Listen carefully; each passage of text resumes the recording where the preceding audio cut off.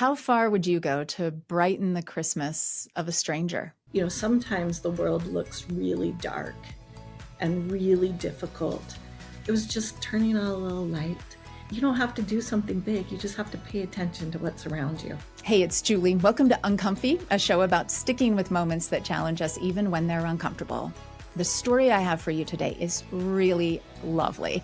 It's that magical mix of uncomfy and uplifting. Plus, it's an example of people caring for others at Christmas time, which is what the annual Light the World campaign from the Church of Jesus Christ of Latter-day Saints is all about. So let's get uncomfy and light the world. Our story starts today with Amy Dott Harmer, Executive Director of the Utah Refugee Connection. Amy Dott, welcome back to Uncomfy. Oh, Julie, it's always nice to be with you. So you do a holiday event for refugee families every year. Tell us about the one where you found the letter to Santa. Okay, so every year we have what we call the Gathering of Light celebration, and it's a beautiful opportunity for refugees from around the world to experience what the holidays are like for Americans. And so we typically have anywhere from 200 to 300 families that come, and it's like a little bit like an indoor winter carnival. And the idea is to give them activities that they can do together as a family. Each of the kids receive a book or a gift, and they make something to be able to take home as a gift. The parents, when they leave, receive a gift as they're leaving, and we do face painting. It's just a wonderful way to welcome refugees to our community and make them feel safe, seen, and supported. And we have a Santa at this event, and I had borrowed a big comfy chair for Santa to sit on. And Santa, talked with the kids, and someone gave him a letter, a very personal letter about the needs of their family. And I think Santa, when he was talking to her, just kind of tucked it down in the cushion because he had more kids to, talk through this event with. And, 2 days before Christmas, we were returning this big comfy chair to my parents' house, and this letter fell out. And it just stopped me in my tracks, literally, like the wording in it, the simple handwriting. And it's 2 days before Christmas. I'm frazzled, and I feel really uncomfortable about having a letter with very personal requests that are really basic things and not doing anything about it, but also knowing that I didn't have the capacity to fulfill that request. I had kind of given everything. And so I remember thinking, oh, well, maybe one of my family members will pick it up and do something with it. But they were all kind of in the same situation. And the letter just haunted me. Amy Dott, you sent me a photo of this letter. Yeah. So I'm going to read part of it, if that's okay. So it's a little girl. She says her name. She says, "Dear Santa," her name, her address. "I really enjoy Christmas this year. I only have 2 sisters. One is 3, the other is 10. I have mom and dad, but my dad is the only one that works. Santa, we will all like clothes, pens, shoes, socks, and jacket. We will also like if you gave each a gift card. My sister needs diapers and wipes. Me and my little sister will each like a bicycle. We will all like toilet paper and napkins. The size for the diapers is 4 or 5. She adds, "Thank you and Merry Christmas." So yeah, just this, I assume she's 8, and the family, she wants a bicycle, but also toilet paper, like that. And napkins. Yeah. So the necessities, like the clear need of this family, the lateness of the hour at this point. I think it was like the 22nd or 23rd of December. And I'm like, oh gosh.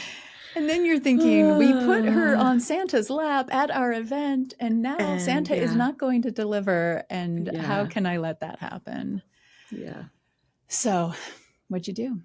I decided to share it on social media with not all the details, but like the picture of the big comfy chair and what we had found, and kind of the contents of the letter. And I just had to put it out there and let it go.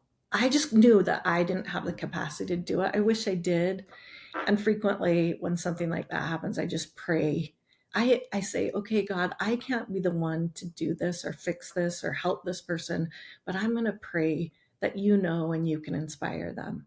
So I got this message from a person that I knew but didn't know well named Lenice. Well, we have Lenice with us, actually. So let's bring her into the conversation. Lenice Paulson, hi. Welcome. Hi, thank you. All right. So tell us your side of the story here. You're, I don't know, scrolling social media and see this message pop up from Amy Dott. What goes through your mind? So, actually, I didn't see the message. I saw her earlier message, like early in the month. And I was like, oh, we got to help at this party. We got to this, we got to that. Oh, it was a call to action for something else to It help was with for the something winter else. festival. Okay. I did not respond. I thought, oh, I'll get back. I know her number. I have, her information. And as Christmas was approaching, it gnawed on me all month. I was like, we got to help. We got to help. I got to reach out. And it was like, I think the 22nd.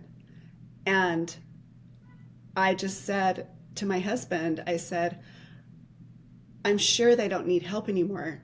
It's past, like the party, but this and that. And he just encouraged me to say, he's like, they always need last minute help. And so I did. I just sent a text to her and just said, I'm so late to the game. And I probably apologized profusely, but I was like, do you have any last minute needs? I know it's like 3 days before Christmas, but.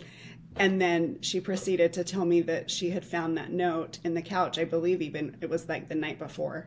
And so she kind of read me the note, and I was like, oh my goodness, yes, we're up for this. My kids at the time were young adult, teenage age.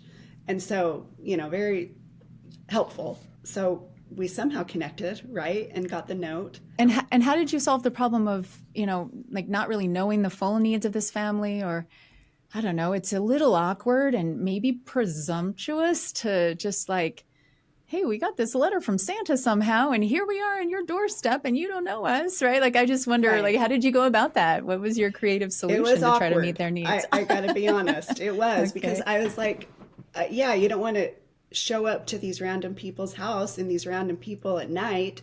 But so I talking to my husband, and we just decided we have to just go and see what the needs are. So we show up. Honestly, I don't remember exactly what we said. I just remember being like, hi, we heard about this awesome party you guys had. And Santa found the note after the party.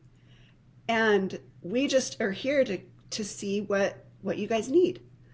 And the little girl, she came, and we were able to talk to the parents and figure out exact needs and sizes and stuff. And it was sweet because the 8-year-old girl, she's like, oh, and my friend, they also need Christmas. And they live 2 doors down. And my husband are like, great. Like, and so she takes us down to their house. And again, we have to kind of stumble of who we are, why we're there, showing up unannounced, and got their needs. And I have pictures of my kids shopping and wrapping these presents, and it was really magical.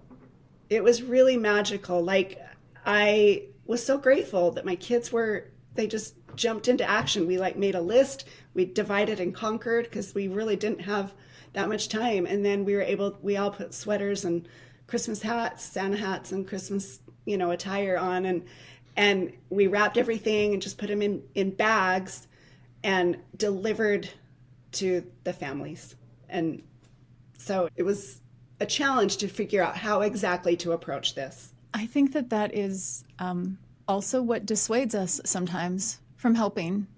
I mean, I can think of so many times where I'm like, well, I don't really know how to help. And I mean, do they really need my help? And am I going to offend them? Or is it, maybe somebody else has already done it by this point? Like maybe they don't have that need anymore. I mean, so many reasons that I could think to kind of just be like, well, let that one go, Right. Maybe another time. And I've done that plenty.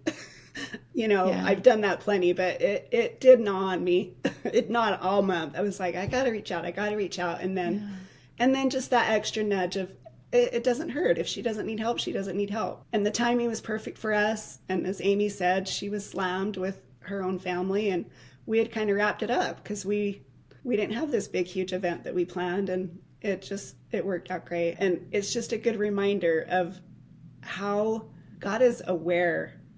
He's aware. And it was, in a selfish way, really awesome to see the fruits, like instantly. So one last comment, maybe, Julie, is, Sure. This celebration is called Gathering of Light.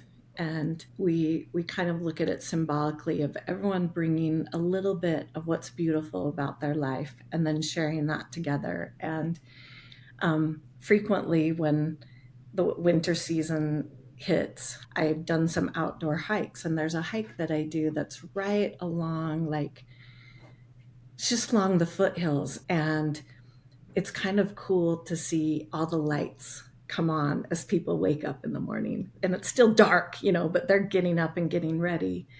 And it's kind of been a little analogy or symbolism for me to think about, sometimes the world looks really dark and really difficult.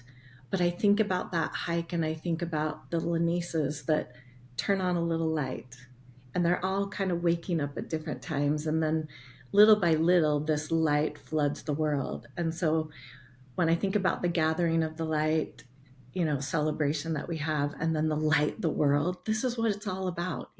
Lenice didn't have to do anything huge spotlight. It was just turning on a little light and allowing her family to participate in meeting the needs of a family that felt like life was a little dark. So I hope people remember that you don't have to do something big. You just have to pay attention to what's around you. Amy Dott, Lenice, thank you so much for sharing this uplifting, inspiring story today. I really appreciate it. Loved being with you. Yes. I'm really grateful to Lenice Paulson and Amy Dott Harmer, who is Executive Director of the Utah Refugee Connection. And I'm grateful to you for getting a little uncomfy with us today. I'd love to hear if you have had a rewarding experience of service this holiday season, or maybe an uncomfy experience that has prompted you to try to do something for someone else. Reach out to me at uncomfy@byu.edu. Let me know how it goes. And check out lighttheworld.org for more ideas on how you can make a difference in your community this season. Uncomfy is a BYU Radio podcast. Samuel Benson produces it, and the team includes Hyobin Kim and Sam Payne. Our theme music was composed by Kelsey Ney. I'm Julie Rose. Merry Christmas. I can't wait to get uncomfy with you again next week.